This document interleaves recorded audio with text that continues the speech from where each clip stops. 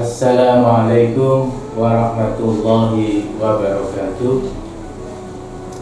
Alhamdulillah alladzi at'amana bi ni'matil imani wal islam. Asyhadu an la ilaha illallah wahdahu la syarikalah wa asyhadu anna Muhammadan abduhu wa rasuluh la nabiyya ba'da.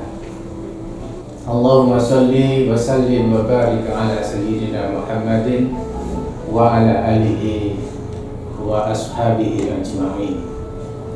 Qala Allah Ta'ala syahru Ramadan alladzi unzila fihi al-Qur'an hudan lin-nasi wa bayyinatin minal huda wal furqan. Shadaqallahul 'azim wa shadaqa rasul karim wa nahnu ala dzalika minas syahidin wasyakirin walhamdulillahi rabbil alamin. Para pemirsa Cahaya Ramadan Kantor Kementerian Agama Kota Malang yang dirahmati Allah Subhanahu wa taala. Syukur alhamdulillah kita panjatkan kehadirat Allah Subhanahu wa taala atas limpahan rahmat, taufik dan hidayahnya kepada kita sekalian, sehingga kita masih diberi kesempatan oleh Allah untuk berjumpa kembali dengan Ramadan tahun 1446 Hijriah ini dalam keadaan sehat walafiat. Salawat dan salam semoga tetap terlimpahkan kepada junjungan kita Nabi besar Muhammad sallallahu alaihi wasallam wa ala alihi wa ashabihi ajma'in. Pemirsa Cahaya Ramadan yang dirahmati Allah, kali ini kita akan membahas tentang keutamaan menghidupkan malam di bulan Ramadan.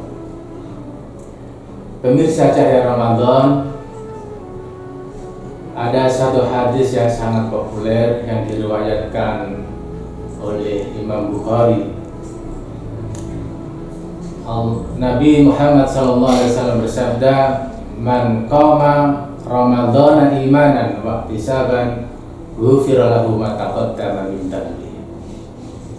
Barang siapa yang melaksanakan qiyamul lail atau menghidupkan malam bulan Ramadan itu, maka Allah akan mengampuni dosa-dosa kita yang telah lalu. Cahaya Ramadan Kantor Kementerian Agama Kota Malang yang dirahmati Allah, tentu yang menjadi pertanyaan bagi kita semua adalah apa saja amaliyah yang kita lakukan pada saat di malam bulan Ramadan. Yang pertama adalah tentu kita memulainya dengan sholat. Sholat apa yang kita laksanakan di malam bulan Ramadan, yaitu dimulai dari sholat isya berjamaah, kemudian dilanjutkan dengan sholat tarawih dan witir. Bisa juga nanti kita lanjutkan di malamnya lagi adalah sholat tahajud dan sholat malam yang lain. Apa keutamaan daripada sholat, misalnya sholat wajib berjamaah? Dalam hadis telah disebutkan, sholatul jamaati afdalu min sholatil fati bisab'in wa isrina darajah. Barang siapa yang melaksanakan sholat berjamaah, maka Allah akan melipat gandakan pahala sholat kita sampai 27 derajat dibandingkan dengan sholat munfarid yang hanya dapat 1 derajat. Inilah pahala daripada sholat berjamaah. Tentu kita upayakan untuk melaksanakan sholat di malam bulan Ramadan ini dengan berjamaah. Yang kedua adalah sholat tarawih. Dan banyak sekali fadilah daripada sholat tarawih. Dijelaskan di dalam hadis itu yang jelas-jelas tadi dalam mukadimah saya sampaikan, man qama ramadhana imanan wa ihtisaban ghufira lahu ma taqaddama min dhanbihi. Di pahala daripada sholat tarawih itu adalah kita dihapus dosa-dosa kita tahun yang lalu. Ma'asyiral muslimin, cahaya Ramadan yang dirahmati Allah, keutamaan sholat tarawih tentu masih banyak yang lain, dan telah disebutkan di dalam hadis Nabi, barang siapa yang melaksanakan sholat tarawih bersama imam, tentu dengan berjamaah akan bersama imam, maka Allah akan menjadikan sholat kita ini seperti semalam suntuk. Man qama ma'al imami hatta yang syarifa kutiba lahu qiyamul. Jadi sholat bersama imam kita itu dilipat gandakan seperti sholat kita semalam suntuk. Kapan kita melaksanakan sholat semalam suntuk? Maka kita lakukan sholat tarawih itu dengan kita laksanakan dengan berjamaah bersama imam. Tentu kesempurnaan dan fadilah daripada sholat-sholat malam itu banyak sekali. Apalagi dalam kitab Duratun Nasihin itu mulai malam pertama sampai malam ke-30 itu ada hikmah yang terkandung di dalam. Misalnya malam yang pertama adalah yakhrujul mu'minu min dzambihi fi awwali lailatin kayami waladathu ummu.